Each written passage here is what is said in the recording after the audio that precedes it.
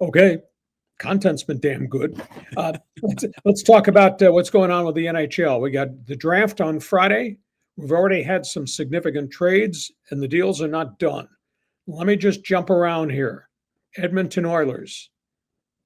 I thought they'd get rid of this guy. What I don't understand is why Vancouver took this guy. Edmonton traded controversial Evander Kane and all his baggage and his $5.3 million contract to the Vancouver Canucks for a mid-round draft pick.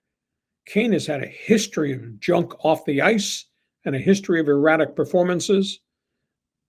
Vancouver's got huge problems with their roster in terms of guys they traded, guys they had to get rid of, guys they're going to lose. That's a big issue in Vancouver. Edmonton, their general manager, Stan Bowman, said a week ago Friday, there will be changes. Well, that's the first big one, and there's more to come. Florida Panthers. I don't know how they're going to do this. They've got a fistful of free agents. Each one of those guys raised the Stanley Cup a week ago. Florida, Sam Bennett, who won the Conn Smythe Trophy MVP in the playoffs, wants $10 million a year. Brad Marchand, who saved him with big goals in all the different playoff series, he wants $8 million a year.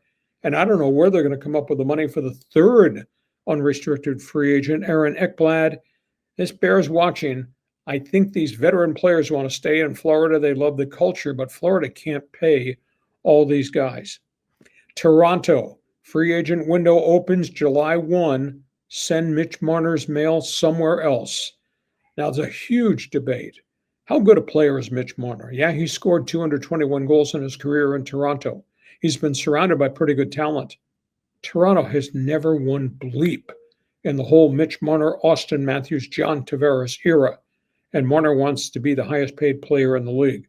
Hot rumor, LA Kings, Carolina Hurricane, and the San Jose Sharks and Las Vegas, all interested in Mitch Marner. Anaheim Ducks, another big trade. This one with a little bit of controversy attached to it.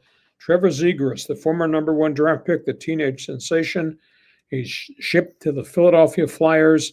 This comes a week after the Ducks traded for Chris Kreider of the New York Rangers. So a big, big set of deals with the Ducks trying to change the culture of the team. Dallas Stars, interesting story. They're trying to move some payroll.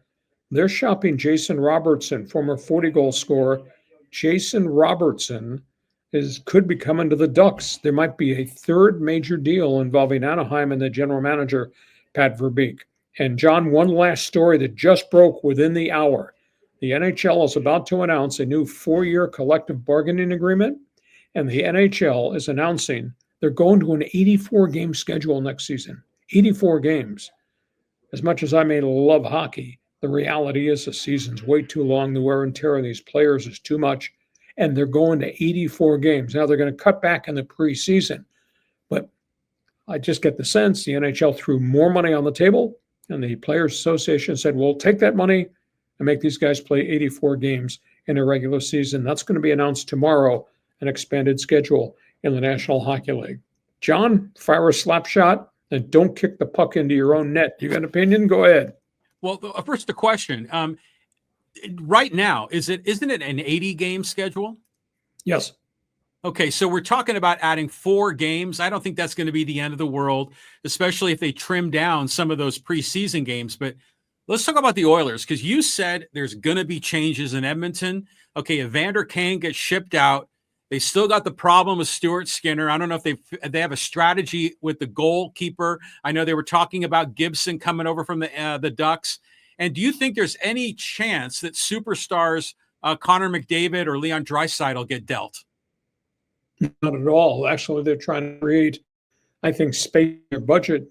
McDavid has got one more year to go on his contract and needs to stay there.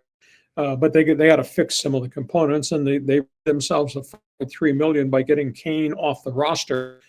In Vancouver, people shaking their head say, "Why him? We need help. Why him? He's got so much baggage." We'll talk about that in another hot segment. The history of the junk that he's involved in, and he's not the player that he used to be when he first came to the Chicago Blackhawks.